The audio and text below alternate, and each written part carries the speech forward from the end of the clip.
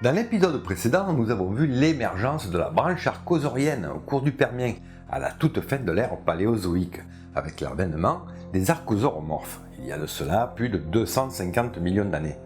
Puis, quelques millions d'années plus tard, au cours du Trias, la première période de l'ère mésozoïque, ce fut l'avènement des archosauriformes. Et enfin, l'apparition des archosaures. Archosaures, qui sont à l'origine des futurs ptérosaures, dinosaures, oiseaux inclus, et du groupe qui nous intéresse dans ce nouvel épisode, les pseudosuchiens, le groupe dont émergera plus tard les crocodiliens. De ce groupe, nous avons fait connaissance avec les phytosaures, des animaux à l'aspect très semblable aux crocodiliens actuels, mais qui disparaîtront durant le Jurassique. Alors, bonjour à toutes et à tous. Dans cet épisode, reprenons le cours de notre histoire et voyons voir ce qu'il en est de la lignée crocodilienne, tandis que les dinosaures, alors émergents, s'apprêtent à conquérir la Terre.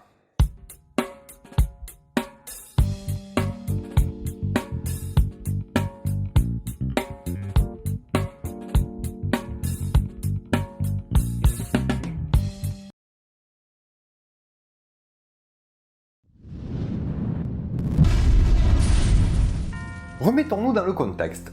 Qu'en est-il de la Terre à ce moment de l'histoire? Nous sommes au Trias, une période qui va s'étendre sur environ 50 millions d'années. C'est une période de renouveau, pourrait-on dire, car le Paléozoïque vient de s'achever par une extinction massive. Ainsi, comme après chaque extinction, les espèces survivantes évoluent et se diversifient. On parle ici de radiation évolutive. Puisque suite à la grande extinction qui vient d'avoir lieu, bon nombre de niches écologiques sont désormais vacantes, ce qui va favoriser l'émergence et l'expansion de nouvelles espèces. Ainsi, les reptiles mammaliens, si répandus au Permien, bien qu'encore assez nombreux, déclinent inexorablement. Ce sont leurs descendants, les mammifères, qui prendront le relais. Parallèlement, le Trias voit un nouveau groupe prendre son essor, les dinosaures, et leur règne va perdurer pendant plus de 150 millions d'années. Mais pour le moment, ils sont plus proies que prédateurs. Les prédateurs dominants sont bel et bien nos protagonistes, car eux aussi ont bénéficié de la crise, tout au moins les survivants, et vont rapidement s'imposer au sommet de la chaîne alimentaire, comme nous allons le voir. Géologiquement parlant, le Trias, c'est la période qui voit le supercontinent Pangée se fracturer, donnant naissance à l'océan Atlantique Nord. Et de façon générale, le climat est similaire à celui du Permien. Il fait chaud, bien plus chaud qu'aujourd'hui, puisque toujours pas de calotte glaciaire, ni au nord ni au sud.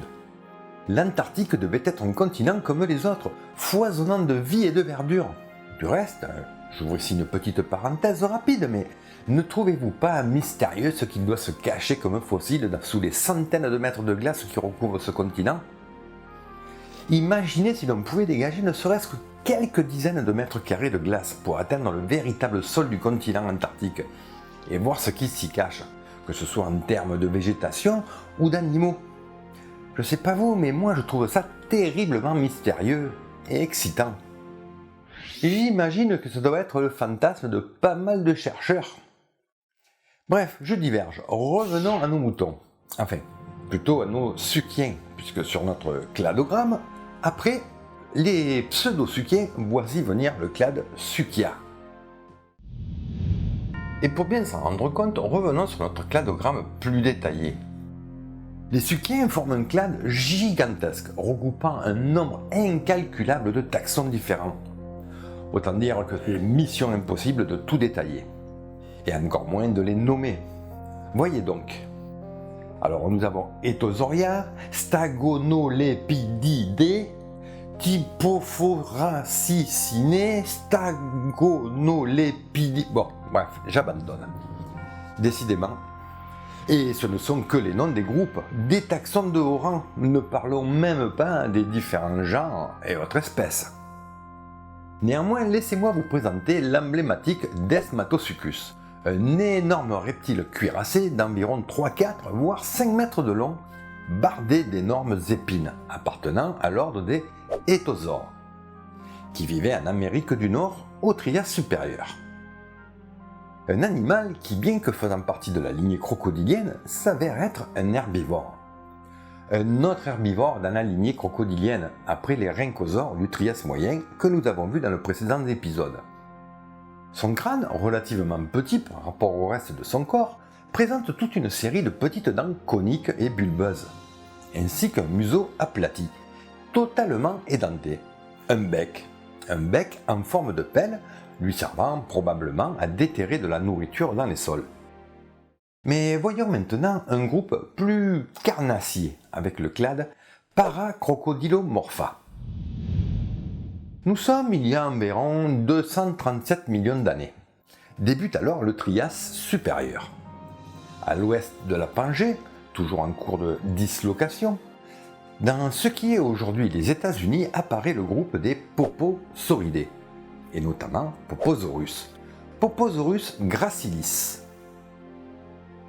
Morphologiquement, ce lointain cousin des crocodiliens est assez surprenant, car il est bipède, ce qui à première vue lui donne une apparence de dinosaure théropode bipède. Du reste, il fut bel et bien considéré comme dinosaure lors de sa découverte. D'autant plus qu'il s'agit d'un animal de belle taille, avoisinant les 4 à 5 mètres de long pour les plus grands spécimens, le tout pour seulement une centaine de kilos, d'où son nom d'espèce gracilis, le poposaure gracile. Et qui dit bipède veut implicitement dire actif. Alors imaginez une bestiole de 4-5 mètres, assez légère pour sa taille, et bien sûr pleine de dents. Je n'ose imaginer le redoutable prédateur qu'il devait être. Les dinosaures, alors émergents, ne devaient pas en mener large face à ce genre de prédateurs. Néanmoins, ils ne seront pas inquiétés trop longtemps, plus ou moins 37 millions d'années, puisque les Poposauridés s'éteindront avec l'extinction qui marquera la fin du Trias, l'extinction Trias-Jurassique. Parallèlement, toujours au sein des Paracrocodylomorpha, nous avons un autre clade emblématique de cette période, les pour le moins terrifiants Rauisuchidés. Ce sont eux qui sont en grande partie les prédateurs dominants du moment. Les Rauisuchidés, ou Rauisuchiens, à la différence de leurs proches cousins bipèdes, les Poposauridés que nous venons de voir, sont principalement quadrupèdes. Quoique peut-être bipèdes occasionnellement, vu la différence de taille entre leurs membres antérieurs et postérieurs, à l'image du célèbre Postosuchus mis en vedette par la BBC. Le genre Postosuchus est connu par 2 espèces du Trias supérieur d'Amérique du Nord. Ce sont des animaux de taille équivalente à leurs cousins Poposauridés, d'environ 4-5 mètres de long, hauts sur pattes et très certainement agiles. Et voyez donc cet énorme crâne massif et son armée de dents. Ça ne laisse pas indifférent. D'autant plus que s'il avait une puissance de morsure équivalente au crocodile actuel, il n'avait rien à envier aux dinosaures carnivores qui s'imposeront plus tard. Et encore, ce n'était pas le plus grand des Rauisuchidés. Mais tout comme les Poposauridés, ils ne parviendront pas à traverser la crise Trias-Jurassique. Alors avant de poursuivre plus avant, je voudrais vous présenter quelques cas particuliers au sein des Paracrocodylomorpha, des spécimens qui ne figurent pas sur mon cladogramme. Jusqu'alors, nous avons vu des animaux terrestres. Cependant, dans le clade, il y a des exceptions, comme par exemple Cyanosuchus, un spécimen semi-aquatique de taille plutôt modeste, découvert en Chine en 2006, dont la queue, comprimée latéralement, est très bien adaptée pour la propulsion en milieu à queue. Un autre animal intéressant est Arizonasaurus, le lézard d'Arizona. Celui-ci présente un bel exemple de convergence. En effet, Arizonasaurus est affublé d'une belle voilure dorsale. Comme quoi, ce caractère, pour le moins emblématique, a fait son apparition à plusieurs reprises à travers les millions d'années, et à travers des groupes totalement différents. On a vu ça chez les reptiles mammaliens avec le célèbre Dimetrodon, ou encore Edaphosaurus, chez les amphibiens avec Platystrix, et on le verra encore chez les dinosaures avec l'incontournable Spinosaurus. Bref, comme quoi ce fut une lignée vraiment diversifiée. Et si vous êtes avide de détails, allez donc jeter un œil à la vidéo d'Alexis Rastier. Avec lui, vous saurez quasiment tout ce qu'il faut savoir sur les rauisuchiens. Quant à nous, continuons notre petit périple crocodilien. Nous sommes toujours au Trias lorsqu'apparaît le clade Crocodylomorpha. Nous y sommes. Voilà les premiers vrais crocodiliens. Tout du moins d'un point de vue scientifique, biologique. Car vu de l'extérieur, ou morphologiquement parlant, à l'image des sphénosuchidés, ce sont toujours des petits reptiles terrestres actifs d'environ 1 mètre de long, relativement légers et hauts sur pattes. Donc pas grand chose à voir avec l'image que nous avons des crocodiliens en général. Cependant apparaît chez ces animaux un caractère bien particulier qui va perdurer au sein de la lignée. Le palais secondaire. Le palais qui sépare la cavité nasale de la cavité orale. En bref, qui sépare la gueule des narines, leur permettant ainsi de respirer par les narines indépendamment de la gueule, et qui leur permet, encore aujourd'hui, d'une part de respirer tout en étant immergé, et d'autre part de respirer tout en se nourrissant. Car comme vous le savez certainement, les crocodiliens, n'ayant pas la faculté de mâcher, ils se contentent d'avaler tout rond. Et par ailleurs, ce palais secondaire renforce le crâne contre les torsions provoquées par les proies qui se débattent, ou encore lorsqu'ils engagent leur fameux tonneau de la mort, ou rouleau de la mort, pour dépecer les grosses proies. Notez qu'en parlant de palais secondaire, il s'est produit le même phénomène au sein de la lignée des mammifères.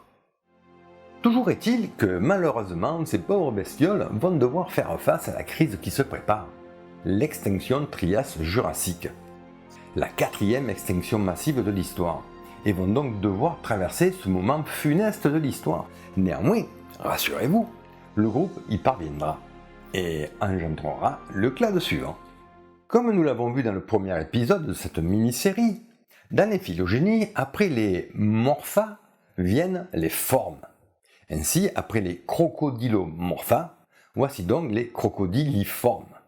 Ce qui, par la même occasion, nous fait avancer au Jurassique. À ce stade, et pour résumer brièvement, on retiendra que le Permien fut la période qui a vu l'émergence de la branche des archosaures, lesquels parviennent tant bien que mal à traverser la grande extinction du Permien-Trias, puis au Trias, la branche se diversifie, se sépare de celle des dinosaures, et tout comme ces derniers, connaît un phénomène de radiation évolutive, une véritable explosion des genres et des espèces, et se termine en hécatombe avec la 4e extinction, celle du Trias-Jurassique. Mais une fois de plus, elle perdure. Sacrément résistante cette lignée, n'est-ce pas? Ce qui n'est pas à s'en rappeler une autre lignée tout aussi vaillante. Bien, revenons à nos crocodiliformes, les premiers vrais crocodiliens. Alors dans un premier temps, enfin, si je peux m'exprimer ainsi, ils sont très semblables à leurs cousins crocodylomorphes, petits, agiles et surtout toujours terrestres, ce qui est le cas des protosuchidés. Mais pour voir la branche se développer, il nous faut regarder du côté du clade suivant, le clade des Metasuchia, les métasuchiens. À partir de ce clade, la lignée va de nouveau connaître un essor de diversification sans précédent, surtout durant le Crétacé, et nous amènera jusqu'à l'ère Cénozoïque. Le clade des Metasuchia se répartit en 2 grandes branches, les Notosuchia, ou pour parler français, les Notosuchiens, et les Neosuchia, les Néosuchiens. Les Notosuchiens sont un groupe qui va connaître un succès évolutif phénoménal et un record de longévité sans précédent dans la lignée. Ils vont arpenter le sol de la planète pendant près de 160 millions d'années, traversent le Jurassique, le Crétacé, supportent la crise Crétacé-Paléogène et parviennent jusqu'au Néogène. Rien que ça. En grande majorité, ce sont les reptiles terrestres carnivores, comme Notosuchus, l'espèce type, celle qui a donné son nom au clade. Et celui-ci est un petit modèle, car d'autres sont de véritables monstres, à l'instar du terrifiant Razanandroncobe Sakhalavae, dont certaines dents sont comparables à celles des plus grands dinosaures théropodes. Cependant, au sein de ce gigantesque groupe de crocodiliens, certains sont omnivores et d'autres encore sont herbivores, voire même insectivores. Et je ne vous parle même pas des extravagances morphologiques, comme Armadillosuchus, le tatou crocodilien, ou encore Anatosuchus, avec sa gueule de canard. Ouais, quand je vous dis qu'ils étaient très diversifiés, c'est un doux euphémisme.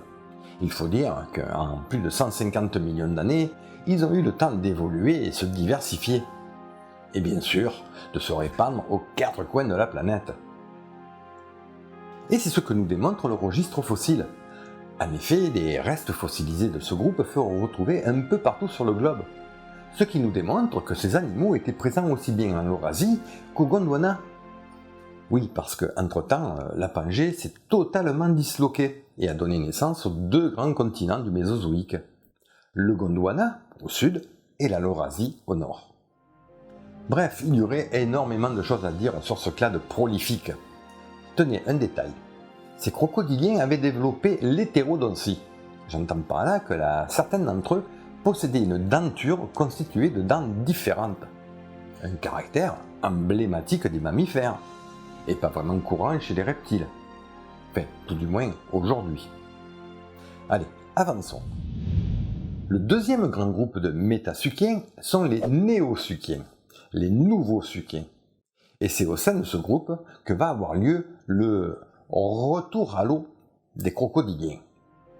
Alors, bien évidemment, tout comme pour la sortie des eaux, la terrestrialisation, ça ne s'est pas produit en une seule fois, mais en plusieurs étapes. Il n'y a pas eu un retour à l'eau, mais plusieurs. Nous avons vu dans l'épisode précédent que Proterosuchus était probablement semi-aquatique, tout comme Chianosuchus, le paracrocodilomorphe que nous venons de voir. Mais pour simplifier, avec le clade des néosuchiens, ce retour à l'eau va se produire de façon massive. Tout comme leurs cousins notosuchiens, les néosuchiens apparaissent au début du Jurassique et réunissent un grand nombre de familles différentes, et donc très diversifiées. Je ne sais pas combien de fois j'ai prononcé ce mot. Et en effet, comme on peut le voir sur notre cladogramme, au sein des néosuchiens, on compte plusieurs familles, et notamment les thalattosuchiens. Vous aurez certainement reconnu l'étymologie de ce mot, thalato, qui nous vient de Thalata, autrement dit Thalassa, la mer. Et effectivement, les thalattosuchiens sont les premiers crocodiliens marins. Mais comme j'ai grande soif à force de parler, je vais vous laisser avec quelqu'un qui connaît bien ce taxon. Allez, à toi FL. Salut Simplex, eh bien en route pour les thalattosuchiens. Les thalattosuchiens ont rayonné pendant le Jurassique inférieur et sont devenus un des groupes de prédateurs majeurs des écosystèmes marins du Mésozoïque. On distingue deux groupes, les téléosauroïdes et les métriorhynchoïdes. Les téléosauroïdes étaient un élément clé des environnements marins côtiers pendant le Jurassique. Mais on les retrouvait aussi dans les eaux douces, saumâtres, lagunaires, et pour certaines espèces comme Batissuchus megarinus en haute mer. D'une manière générale, leur morphologie, en particulier le crâne longirostre de plusieurs espèces, rappelle les gaviales actuelles. Mais ne vous laissez pas avoir par cette apparente similitude. Ils étaient très diversifiés. On trouve dans ce groupe tant des hypercarnivores avec des tendances d'urophages, comme par exemple le genre Machimosaurus, que des spécialistes piscivores ou des généralistes. De l'autre côté, les métriorhynchoïdes présentent une anatomie hautement spécialisée pour la haute mer. À vrai dire, aucun autre crocodilomorphe n'a autant été spécialisé pour ce milieu qu'eux. Avec leur palette natatoire et leur queue hypocerque, on retrouve une anatomie qui n'est pas sans rappeler les ichthyosaures ou encore les mosasaures. Encore un magnifique exemple de convergence évolutive. Dépourvus des ostéodermes, à l'exception de Magyarosuchus, ils étaient plus agiles que leurs cousins téléosauriens. Et à l'instar de ces derniers, les régimes alimentaires étaient très diversifiés. D'un côté, on retrouve d'habiles pêcheurs de poissons ou de belemnites, et de l'autre, des hypercarnivores comme Dacosaurus. Notons que contrairement aux crocodilidés actuels, les glandes à sel des métriorhynchidés n'étaient pas associées à la langue, mais aux orbites. L'une de ces cavités est d'ailleurs visible dans la vue palatine de ce crâne de Metriorhynchus superciliosus. Malgré leur richesse écologique, les derniers thalattosuchiens connus disparaîtront durant l'Albien, au Crétacé inférieur. Merci beaucoup Simplex pour l'invitation, c'était vraiment super. C'est un groupe, les thalattosuchiens, qui sont vraiment passionnants, il y a encore beaucoup de choses à dire, et j'espère qu'on pourra en dire plus justement dans de prochaines vidéos. Eh bien voilà, vous savez tout ce qu'il y a à savoir sur les thalattosuchiens. Je n'aurais sans doute pas pu vous en dire plus que François Louis. Je vous conseille vivement d'aller voir sa dernière vidéo sur l'origine des oiseaux. C'est passionnant. Et au passage, abonnez-vous à sa chaîne, il mérite bien plus d'abonnés. Quant à nous, eh bien, il se fait tard. Il doit être à peu près 4h du matin. Donc on se retrouve bientôt pour la 3e et dernière partie de cette grande épopée crocodilienne, où enfin nous verrons apparaître le clade Crocodilia, d'où émergeront les... Bref, je ne vous en dis pas plus. Alors n'oubliez pas la petite cloche pour être averti de la sortie du prochain épisode. Enfin, si toutefois vous vous abonnez à la chaîne. Et surtout, laissez-moi un petit commentaire. Et bien évidemment, le petit pouce bleu. Voilà, je fatigue un peu là. Alors comme toujours, un grand merci à tous les tipeurs et autres donateurs qui m'offrent l'équivalent d'un café ou d'une bonne bière chaque mois et qui font vivre Simplex Paléo. Alors n'hésitez pas à les rejoindre et vous pourrez voir le prochain épisode en avant-première et sans publicité. Alors merci à François Louis pour son agréable participation, Julien Barbier et Julien Benoît pour leurs précieux conseils. Et sur ce, je vous embrasse, prenez soin de vous et à la prochaine. Bye bye.